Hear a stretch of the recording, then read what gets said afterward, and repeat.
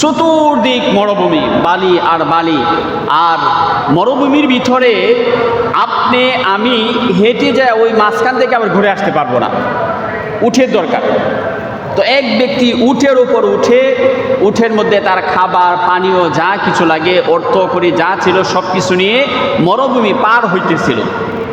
ওই সময় ওই অবস্থায় যখন মরুভূমির অর্ধেক জায়গার মধ্যে চলে গেল, যাওয়ার পরে ওই জায়গার ভিতরে একটা গাছ ছিল।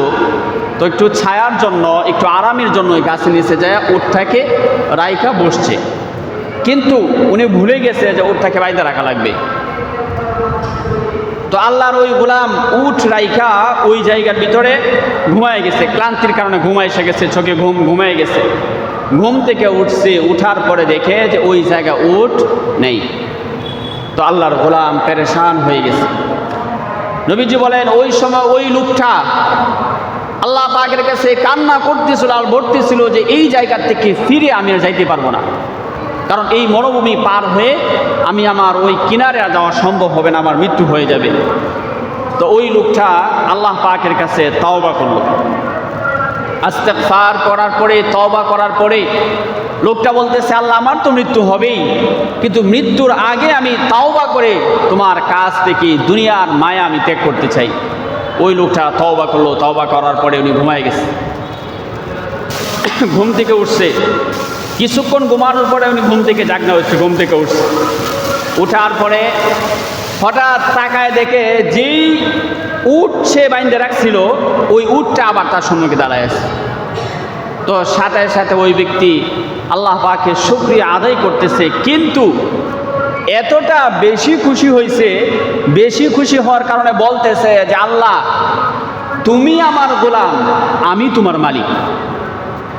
বলার দরকার ছিল যে আল্লাহ আমি তোমার গোলাম, তুমি আমার মালিক। কিন্তু এই মরুভূমির মাঝখান থেকে হঠাৎ করে যেহেতু উট ফিরে আসছে, তার বাঁচার একটা রাস্তা পাইছে, এই জন্য সে উল্টা খুশিতে এলোমেলো করে বলতেছে যে আল্লাহ তুমি আমার গোলাম, আমি তোমার মালিক, মানে আমি আল্লাহ আর তুমি হইলা গোলাম।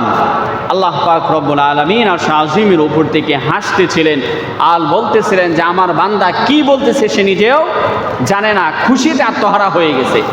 তো নবীজি বলেন যখন কোনো বান্দা গুনাহ করতে করতে তার হায়াতের সমস্ত জিন্দেগি গুনাহ অন্যায় অপরাধ দিয়ে শেষ ভরপুর হয়ে গেছে, সে আল্লাহ পাককে ভুলে গেছে, আল্লাহ থেকে দূরে সরে গেছে, ওই রকম একটা বান্দা যখন আস্তাগফিরুল্লাহ পড়ে তাওবা করে রবের দিকে ফিরে আসে, রব বলেন ওই গোলাম যেই রকম সে খুশির কারণে কাকে কি বলতেছে এইটা ভুলে গেছে, আমি আল্লাহ তাআলা এই গোলামের চাইতেও বেশি খুশি হই যখন একটা বান্দা, পথ ভোলা বান্দা আমাকে আবার স্মরণ করে আমার দিকে আবার ফিরে আসে।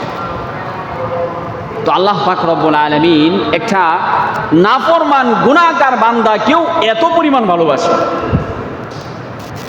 বলে যে ওই মানুষটা তার উট পাওয়ার কারণে তার দিমাগ বিগড়ে গেছে, নষ্ট হয়ে গেছে, তখন সে আল্লাহকে গোলাম বানায় ফেলছে খুশিতে।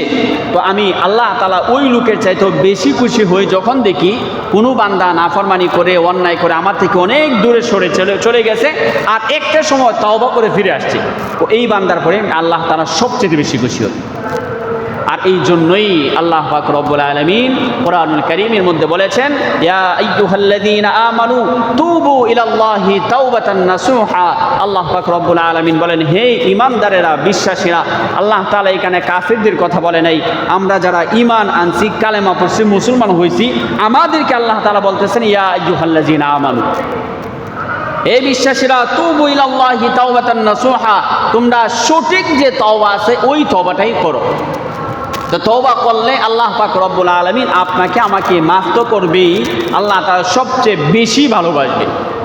তো মুআজ্জাজ হাজিরিন, আপনার আমার হায়াতের জিন্দেগির ভিতরে উঠতে বসতে চলতে ফিরতে আল্লাহ পাকের নাফরমানি, মানুষের সাথে খারাপ আচরণ, নিজের নফসের সাথে আমরা জিহাদ করে উঠতে পারি না, গুনাহ করি, নফস যা চাচ্ছে আমরা তাই করতেছি, ওইভাবে চলতেছি, এইভাবে চলতেছি। তারপরে এত কিছু করার পরেও যখন বান্দা রবের দিকে ফিরে আসে, রব বলেন সব কিছু আমি ছাইড়ে দিই, শুধু রহমান রহিম আমার যে নামগুলো আছে এইগুলার সিফতের দিকে তাকায়া বান্দার পিছনের সমস্ত জিন্দেগির গুনাহ আমি আল্লাহ তাআলা মাফ করে দিই।